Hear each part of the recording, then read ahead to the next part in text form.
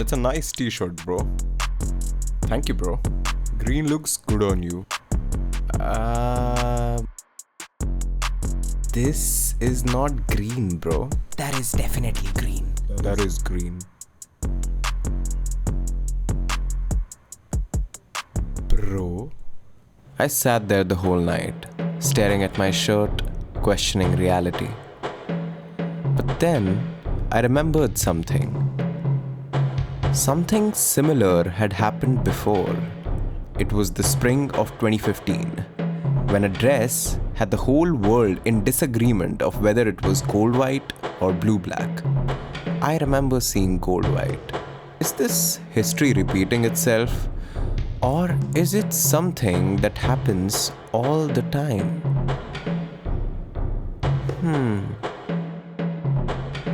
After the brief research, I've come across an interesting sector of psychology and science: perception. I found out what we see isn't real. That's an insane thing to find out, by the way. But the deeper truth is that perception is not a direct window onto objective reality, but rather just active constructions by the brain. Our brain is just guessing what it could be seeing or sensing. This color thing and many other such visual illusions are fractures in this matrix, fleeting glimpses into this deeper truth. You probably know that the colors that we can see is just a small spectrum of electromagnetic waves visible to us. We can't even see the full spectrum of light. This small visible spectrum is a narrow band of wavelengths that our eyes are sensitive to, and it's what we interpret as different colors, with an emphasis on interpret. It is how we perceive these electromagnetic waves. It doesn't mean that these colors actually exist in reality. It is just how we see them. And because this interpretation happens in our brain, and each one of our brains are a little different, so it's only valid that we may see colors differently from person to person, from brain to brain.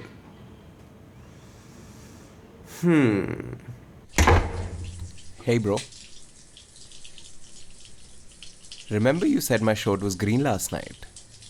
Well, I did some research and I came to the conclusion that you are not real.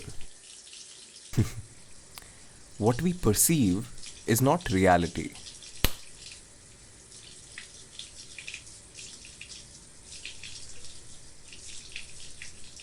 Uh-oh. A little knowledge is a dangerous thing. He was very real and so was his fist. And so I went on to research more on perception to truly understand if what we see isn't real, then what is real?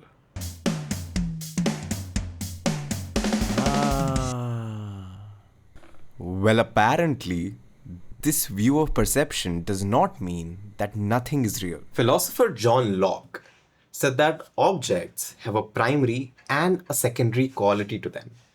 Primary qualities of an object, pretty basic by the way, are solidity and occupancy of space, which exists independently of a perceiver. It is there when we are looking and even when we aren't. The objects that we perceive with our eyes are very much real in the existing sense. They do exist. Secondary qualities, on the other hand, exist only in relation to the perceiver, of which color is a very good example. What this means is that when they say what we see isn't real, they do not mean it is okay to jump in front of a bus. The bus is a bus. It is very real. But what might not be real is how we see the bus, how it appears to us. Is it red? Is it yellow? Or is it just best? Imagine for a second the kind of raw sensory inputs you receive at any given time. You are in your room and there are 1,000 things in front of your eyes. All kinds of sound hitting your eardrum, smell entering your nose cavity, textures and temperature hitting your skin. Imagine how chaotic that would be. But we make sense through it all. How?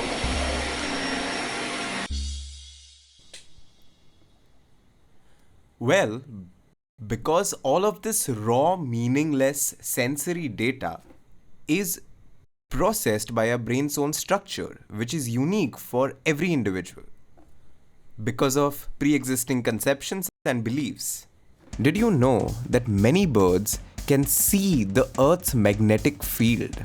They have a photopigment in their eyes called cryptochrome that researchers believe allows them to see the Earth's magnetic field overlain like augmented reality over the terrain, just like roads pointing north and south. It is this avian magnetic compass that is believed to help birds fly thousands of miles each winter, only to return in the spring not only to the same town, but to the same branch of the same tree in the same garden that they set off from months earlier. Who needs a smartphone with location services when you have a GPS in your eyes? Magnetic fields and ultraviolet light, these things are invisible to humans, but they exist and are very much real. It is our perceptual abilities that determine what we experience. Okay, so basically, there are things that we know for sure we cannot see. And there must be things that we don't even know we cannot see. We don't really know what this world looks like. What is even that? Well, coming back to our brains though, we also talked about how we construct reality and not just observe it objectively through our sensory window. Let's talk about what that really means. Today, we have multiple theories suggesting that our brain is kind of a prediction machine. The general idea can be traced back to the 19th century, where a German physicist and psychologist named Hermann von Helmholtz suggested that seeing isn't a passive act. It's an unconscious inference. In other words, the brain doesn't just receive information from the senses, it guesses, interprets, fills in the gaps without us even realizing it. This is how magicians trick you, by the way. They play with attention and a reliance on your predictive brain. They will often try to divert your attention from a crucial spot by hijacking your sensory signals to another.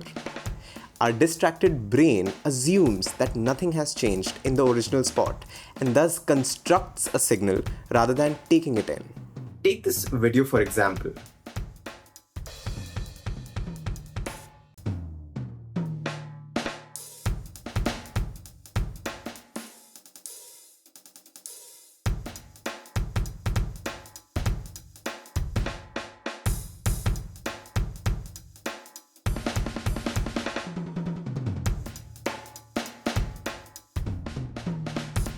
Did you see something strange?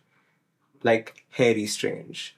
Like big, dark, and hairy strange. No? Watch it again. There's a whole ass gorilla in the video. Helmholtz's idea was picked up in the late 20th century by cognitive scientists and artificial intelligence researchers. With the tools of modern computation and neuroscience, they reframed his insight into a powerful new framework called predictive coding or predictive processing. It is much of what AI is based upon. To say it simply, AI systems are exposed to vast amounts of data and experiences so that it can predict answers accurately. This idea basically says that the brain is a prediction machine. It is constantly anticipating what will happen next and shaping what we perceive based on what it expects to find. To understand it better, think of your brain not as a camera that passively records the world, but as a detective solving a mystery in real time. It's constantly forming hypotheses about what's happening around you based on clues from your past experiences. Then it compares those guesses with actual evidence coming in from your senses, like checking fingerprints or reading witness statements. When the evidence matches the hypothesis, the detective, that is your brain, feels confident in its understanding. And, well, when there is a mismatch, when reality doesn't quite line up with expectation, the prediction error becomes a signal in itself. The brain quickly updates its perception and its internal model, learning from the mistakes so it can predict more accurately next time. And this isn't a one-time process. It happens continuously all the time in every waking moment of your life. Your brain is in a constant loop of guessing, checking, and adjusting, shaping your perception of the world not just from the outside in, but from the inside out. If AI researchers can learn a thing or two from how our brain perceives, then so can we. If the tech bros can make billions out of it, then so can we. Make nothing out of it, but can change ourselves for the better. Because it's a very good approach in general. If an organic computer, after millions of years of R&D, has come to the conclusion that this is the most efficient process to rely on, well then I'll take it.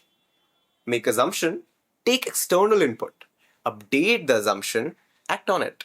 You can live your life by that formula. Well, now that I've enlightened you in ways that you never thought was possible, why don't you pay me back? With money, of course. And if you're poor, like me, well then at least subscribe to my channel, like the video, and share it with people you think need the enlightenment. Itna to kar hi sakte ho. But genuinely, if you liked the video, do support it by doing those things, because it does take a lot of time and work to make these, and I want to make a lot of these. See you in the next one.